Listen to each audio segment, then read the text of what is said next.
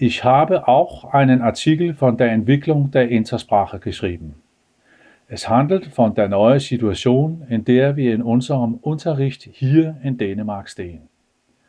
Ich habe in dieser Aufgabe geschrieben, dass der Lehrer nicht mehr die einzige zentrale Person im Unterricht, die ständig von seinem Wissen erzählt, ist.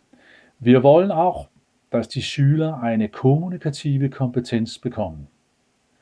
Die Philosophie des Lernens in Dänemark ist konstruktivistisch. Die Kinder lernen am besten, wenn sie aktiv mit einem Projekt arbeiten. Die Idee ist hier, dass man eine Sprache lernt, wenn man sie für etwas verwendet. Es ist wichtig, dass der Lehrer in Verbindung mit der Planierung, der Durchführung und Evaluierung der Unterricht bewusst mit der Grammatik arbeitet. Eine Sprache ist auch ihre Grammatik und man lernt in einer Sprache die Grammatik, wenn man die Sprache verwendet.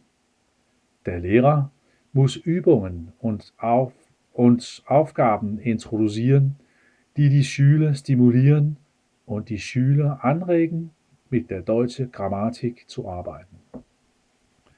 Wir haben hier in Dänemark, nachdem wir den 60er Jahren verlassen haben, gemeint, dass die Grammatik nicht so wichtig war. Aber das hat sich alles geändert. Die Grammatik hat eine Funktion, wenn man sich genau ausdrücken will. Hier in Dänemark haben wir die Einstellung, dass die Schüler ihre eigene Grammatik entwickeln sollen. Eine sogenannte Grammatik der Intersprache. Wir haben einen funktionellen Anblick an der Grammatik.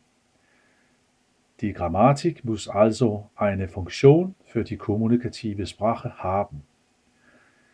Ein Wissen über die Sprache, die nicht Kommunikation unterstützt, hat in der dänischen Volksschule gar keine Relevanz. Das Wissen über Sprache und Sprachgebrauch muss von beide dem Aufbau und der Funktion der Sprache handeln. Die Grammatik ist also dem Sprache untergeordnet. Die Idee ist, dass mit der Funktion der Sprache werden die Schüler die relevante Grammatik verwenden.